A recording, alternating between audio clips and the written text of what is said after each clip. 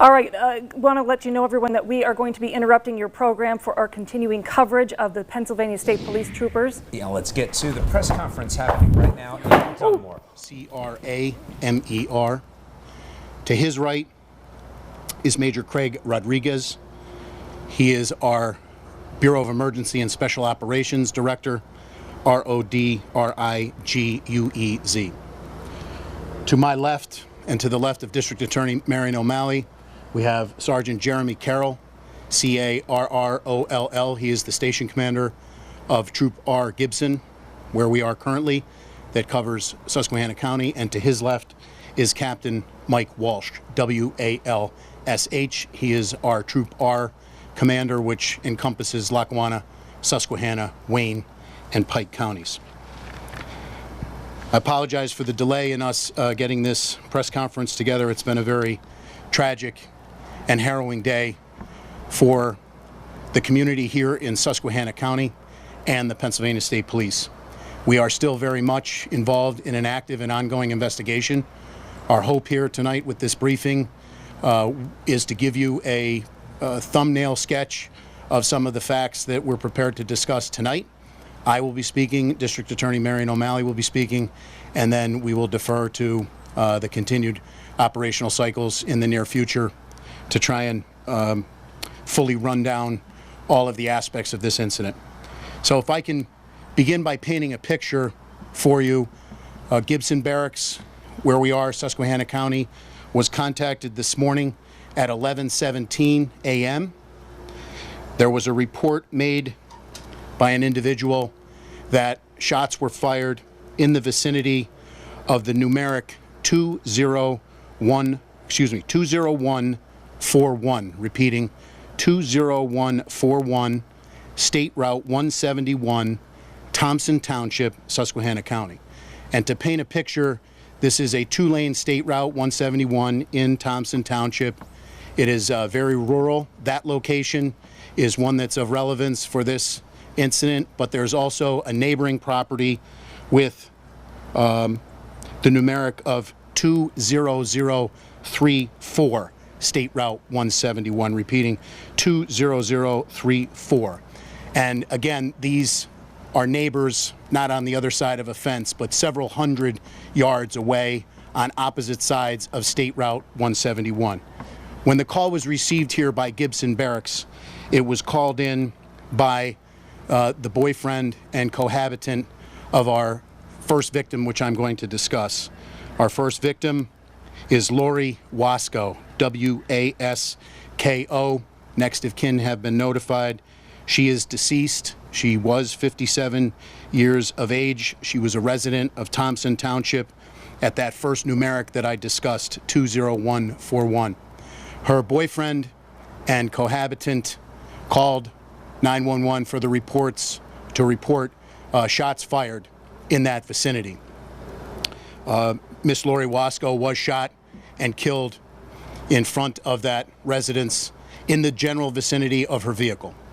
Some of these exact locations, I want to be sure that, given at this point in the investigation, we're still very much mapping the scene and trying to identify the exact sequence of events. But she had been shot. Two troopers were dispatched from PSP Gibson.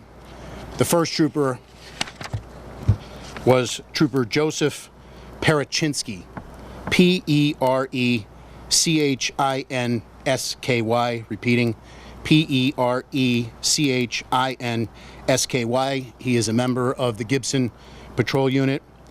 His father, Joseph Sr., is the Chief of Police of Mayfield Borough in Lackawanna County. His brother is an officer with Archibald Police, also has a very strong law enforcement family. He has been a trooper for 6 years. He is single. The second trooper is Trooper William Jenkins, J-E-N-K-I-N-S, the third. He has been a trooper for 10 years. He is married and he is a father of 4.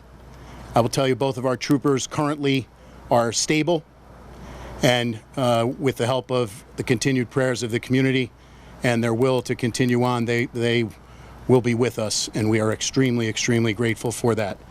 But back to the timeline of events. At 11:17, when that call came in by Miss Wasco's boyfriend, those two troopers responded. They responded along State Route 191 to try and ascertain the location of that threat of shots fired. The troopers made it out of their vehicle, and they were ambushed from a very good distance away. I don't want to quantify that pending further investigation, but they were ambushed by several rounds of rifle fire from a position of tactical superiority. Trooper Parashinsky was shot twice in the chest/torso area. Trooper Jenkins was shot twice as well, once in each arm. Despite being very severely wounded, Trooper Parashinsky was able to tourniquet both arms of Trooper Jenkins with some further assistance, and their cars where they had arrived and gotten out of were also riddled with gunfire. So I'm not prepared today to speak about how many rounds were actually fired. I do feel confident in saying several dozen rounds were fired in the continuity and the entirety of this incident. So our two troopers have been shot. Two additional troopers were able to come in and evacuate them. We have another victim as well. There was an EMT who was working for Barnes-Kasson Hospital driving a quick response vehicle, an SUV. He proceeded to respond very heroically to the call for shots fired. He was driving on State Route 171 when his vehicle was engaged with gunfire. He took evasive action and veered off the side of the roadway and crashed. He sustained some injury as a result of that crash. He is listed in stable condition as well. He was able to make it out of his vehicle, and he actually hid for fear that the actor would continue firing upon him. So that brings us to our actor, Carmine, C-A-R-M-I-N-E, Faino, F-A-I-N-O, repeating F-A-I-N-O, 61 years of age. Faino is the resident at 20034, so technically he would be a neighbor of Wasco and her live-in longtime boyfriend. However, their properties are separated by several hundred yards. He, we believe at this point, murdered Lori Wasco, and he was the shooter who shot both of our two troopers, as well as who shot at Carl Lawson. Again, Carl Lawson's injuries were a result of the car crash as a result of the evasive action he had to take while his vehicle was taking fire. So this is obviously a very critical incident. Radio traffic went out that shots had been fired, multiple troopers had been hit, and I would like to try and just at this point blanketly say thank you to law enforcement from Susquehanna, Lackawanna, Monroe, and Wyoming counties, all of which responded. At some point later, we will collate a list to specifically acknowledge all of those people who were able to respond. Our two troopers who were shot, who were evacuated from that immediate vicinity along State Route 171, were taken and staged at an area where they were life flighted. So Trooper Parashinsky was life flighted to Geisinger CMC, and Trooper Jenkins was life flighted to Geisinger, Wyoming Valley. They are there. I have been with both of them. They are in good spirits. We have talked to their families, and as I said, we're extremely lucky to have them still with us. They are an answer to a prayer, while we simultaneously mourn the loss of Miss Wasco and think of her boyfriend and cohabitant, as well as Mr. Lawson. So back to the timeline of this event. The troopers are now, along with local law enforcement from those counties, attempting to set up a hard perimeter around our actor, Faino. He was moving about. We attempted to use a drone, which he shot down actively with a firearm, and we were eventually able to get a secure perimeter around his location. Major Rodriguez's organizational segment, the Bureau of Emergency and Special Operations, encompasses PSP CERT, Special Emergency Response Team. So over a period of time, we were able to hand that secure perimeter, which was being staffed by state troopers and local law enforcement from those counties that I mentioned earlier, to a hard perimeter that CERT was able to take up and again begin their highly trained, high-risk warrant service or barricaded gunman protocols. Well, we attempted at length to try and negotiate with Mr. Fano, our actor here. At one point, I will tell you, he was sitting on a propane tank, which caused further concern that he had attempted to turn that into an improvised explosive device, and we were concerned about other weapons, not only the weapon that he was using a semi-automatic long gun, from which he fired several dozen rounds through this incident, but we were also concerned about other explosive devices that he may or may not have deployed at that location. After a period of attempting to negotiate with him, he continued to be a threat, and he was shot by members of the Special Emergency Response Team. He is deceased. So the perimeter still remains, and the processing by the Forensic Services Unit of the State Police is ongoing. We do currently have in place a Area 3 major case team from not only Troop R Dunmore, but also elements from Troop P Wilkes-Barre, Troop F Montoursville, and Troop N Hazleton to bring out the resources to bear to properly process and assess this entire scene. We are conducting a joint investigation with the Susquehanna County District Attorney's Office into the lethal force that was used to neutralize Mr. Fano. At this point, I would like to turn it over to District Attorney Marion O'Malley for a few comments, and then I will retake the podium to finish the briefing and open it up for a few brief questions. It needs not to be said, but I will say it. The Pennsylvania State Police relies on partnerships across the 67 counties of this Commonwealth every day to do the work that we have to do. The partnership that we enjoy here with District Attorney Marion O'Malley is second to none. We appreciate her being here. We appreciate the support that she has given our troopers who were injured, and we appreciate her support every day that she gives as we work for the victims, Ms. Wasco et al. Mentioned in this incident. So with that, I'll turn it over to District Attorney Marion O'Malley. Thank you. Good evening, everyone. As indicated, my name is Marion O'Malley. I am the Susquehanna County District Attorney. I want to begin by offering my sincere condolences, not only on my own behalf, but on behalf of every member of my office, to Ms. Wasco and her family. A truly tragic event. She was a member of our community. She was a worthwhile individual. She's someone who gave back to the community, and her loss will be felt by many people. As the Colonel indicated, my primary function here, given the fact that Mr. Fano is now deceased, will be to participate in the investigation and make the determination about the use of force in this case. That will require involvement by several of my county detectives in the investigation, and that will be done jointly with the Pennsylvania State Police. It will not be necessarily members from Gibson, but perhaps another barracks, correct? Absolutely, yes. Okay.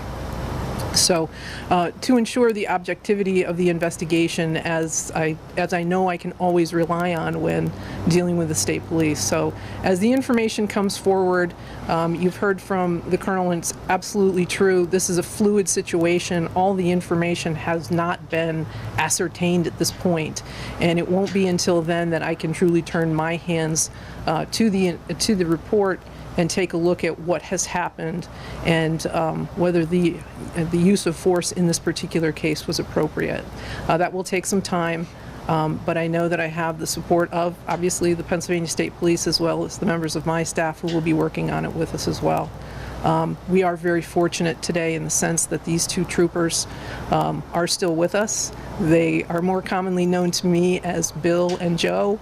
I have worked with both of them. It's a unique opportunity for a rural county district attorney to get to work with all of the law enforcement members of the community because of the number of cases and the fact that it's just not quite as big as our more metropolitan areas. So that's an advantage to me because I get to know who I'm working with and how they work, and they learn to deal with me and how I work. It is a true partnership. These two gentlemen, I will be waiting anxiously for them to return to work, and I hope they do not consider this as an opportunity to avoid court appearances in the near future. So with that having been said, I will turn the podium back over to Colonel. Thank you, District Attorney O'Malley. A few more points. As per normal PSP protocol, the troopers involved have been placed on administrative duty, as we would in any other officer-involved shooting investigation.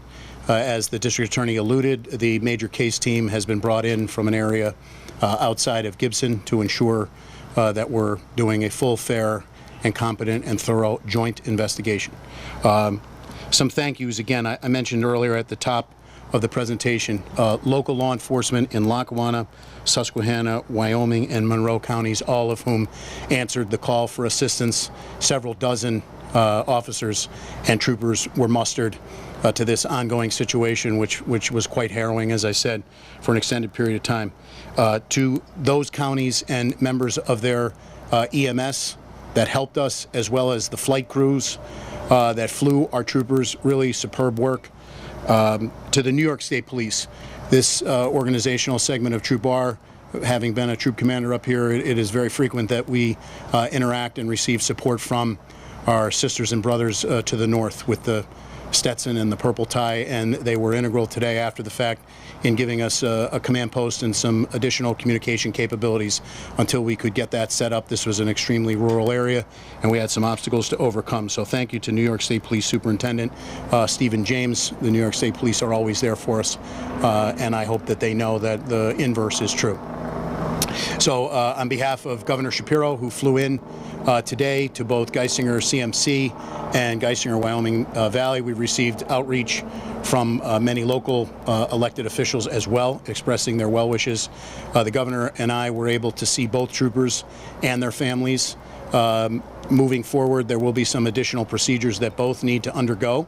We're going to provide them the support that they need, both mentally, physically, spiritually, emotionally, through our Members Assistance Program and our chaplaincy program, to ensure that we give them not only the physical care that they need, but also the entire person. And I would say, on a personal note, I know both of the troopers personally. They represent the best of who and what the Pennsylvania State Police are.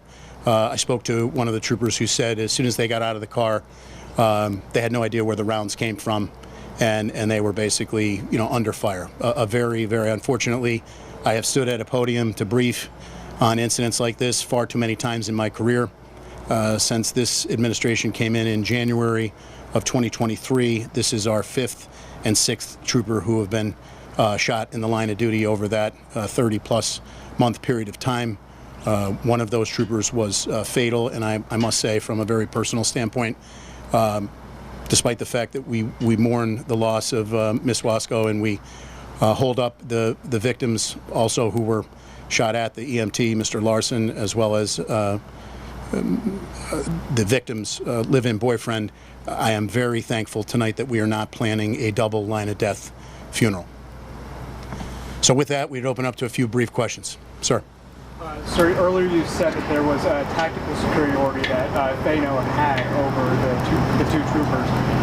One, do you know if Fano had a military or police background? And two, do you believe that his ambush was premeditated to inflict damage upon the state troopers itself? So I don't know about his prior history. That's one of the things that we're actually actively working up, his prior life and events leading up to today. When I say superiority, to set the scene, with a semi-automatic long gun, it is a tactical advantage when you have not only the element of surprise but also the element of distance. So you can see our two troopers that the basic information that they had was in this vicinity, shots had been fired, possibly someone was hit. When you go out to an extremely rural area, you can get out and do a 360-degree scan in any direction, and the capabilities of a semi-automatic rifle from a position of tactical superiority, cover, or concealment really pose a chance for the actor, Fano in this case, to get the jump on our people, and for them to react the way that they did, for them to utilize the tourniquets on Trooper Jenkins, I spoke to both of his trauma surgeons. We were complimented as an agency. We carry on our belt per capita tactical tourniquets, and today I believe they not only made the difference for Trooper Jenkins, but again, we're very happy that they're both with us. I'll come back. Were either of the two troopers wearing a vest when they were hit? Both were wearing their ballistic vest, but the capabilities of the soft body armor against the long gun are severely depleted. Do we know what type of round was used? We will eventually have that, but we know, but I'm not prepared to release that yet. Sir, back to you. Do you know? So just to clarify, was this a premeditated ambush? Do you believe?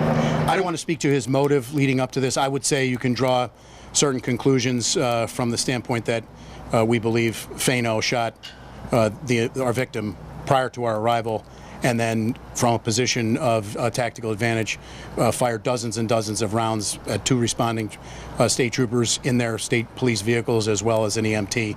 I would say it doesn't lend itself to a spur of the moment type decision, at least once he made the decision to open fire. Anyone else? Sir. Yes. Sure.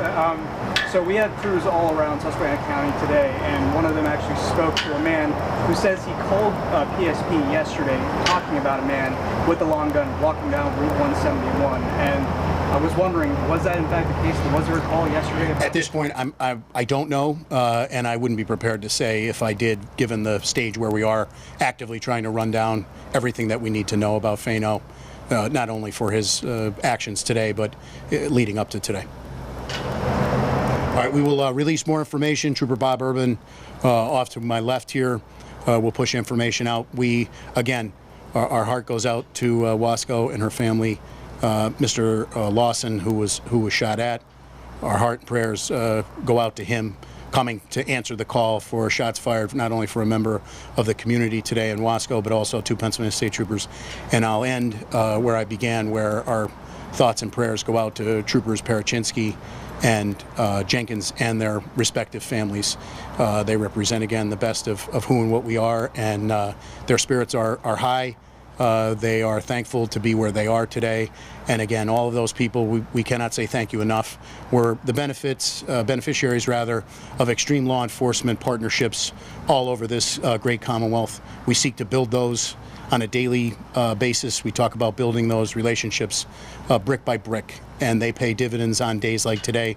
But as a former troop commander and area commander here in the Northeast, it is particularly so up here, and that paid dividends for everybody today. I will tell you again, after those troopers were immediately evac'd, after both had been shot by the two additional troopers that came to their aid, one of the two troopers, Trooper Parachinsky, was able to commandeer a tractor trailer that was driving by, and he ordered the driver of that tractor trailer to pull his semi-rig across the roadway so that more people would not drive down that roadway and potentially be subjected to the fire that the EMT in Mr. Larson was. Again, shot twice.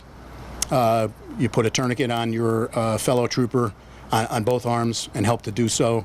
You triaged and got out of the area, still thinking at that point in time, after being shot twice in the chest, what can I do to secure this location? What can I do to make sure nobody else gets hurt?